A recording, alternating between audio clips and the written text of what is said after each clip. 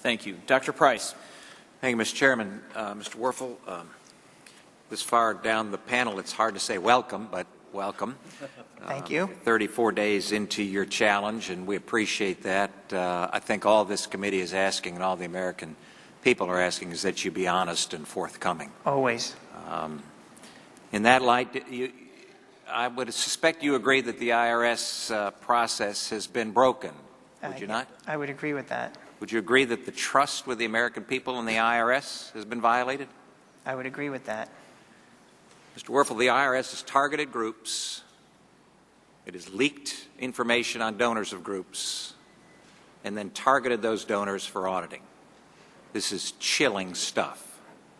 As Mr. Roscom said, this is the kind of thing that frightens his constituents. It concerns and frightens my constituents as well. The Chairman asked you if you'd spoken to a number of people in the process of your investigation. Former IRS Commissioner Schulman, you said no. Former Acting IRS Commissioner Mr. Miller, you said no. And then Sarah Hall Ingram, you said yes. Who is she? Sarah Hall Ingram runs the Affordable Care Act operations within the IRS, and I speak to her on an ongoing basis as part of my responsibility to engage with my senior leadership team on the ongoing operations of the IRS. What was her role during this period of time, during the period of time in the tax-exempt? It's a good question, and that's one that we're looking at, and I'll do my best to explain it right now. Ms. Ingram was the commissioner of the tax-exempt government entities organization leading into when these events occurred. So the IG report starts to surface issues in and around early, let's say March 2010 is when this fact pattern begins on the IG timeline. It's my understanding that Ms. Ingram served as the commissioner of tax-exempt government-exempt organizations, which is a level above the exempt organizations unit, and that org chart is in my report. And she served in that capacity until somewhere around the spring or summer of 2010. So there was an overlap. So there's an overlap.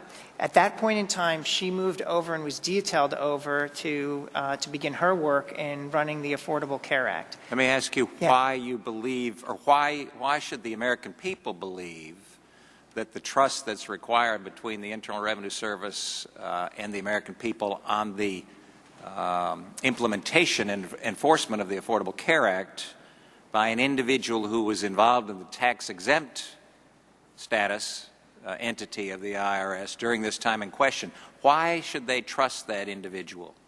Well, what I would ask the American people to do is to trust in the process that we are going through to make sure we're getting to the bottom of this. And with respect to... Mr. Werfel, you understand that the process that the IRS has gone through has violated that trust with the American people already, and candidly, my constituents, and I believe the vast majority of the American people, want every individual who is involved in this process to answer the questions prior to being able to have any further trusting situation in their capacity in the Internal Revenue Service. Is that too much to ask?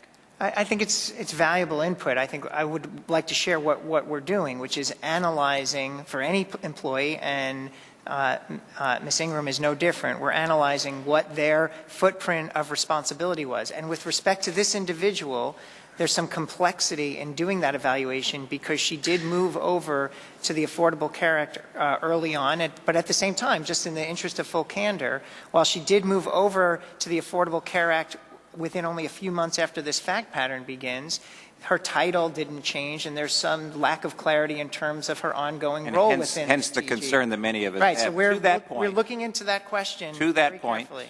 The IRS is the enforcement arm for the ACA. Have guidelines been promulgated for the enforcement of the employer mandate in the IRS?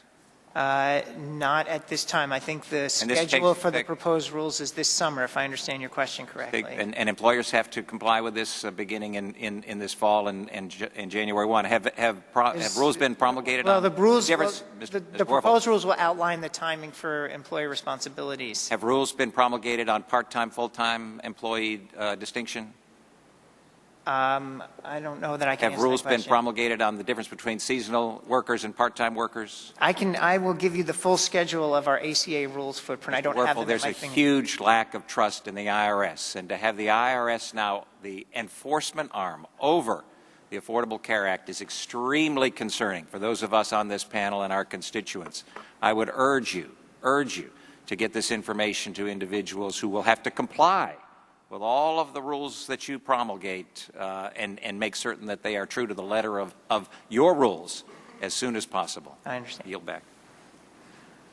Thank you.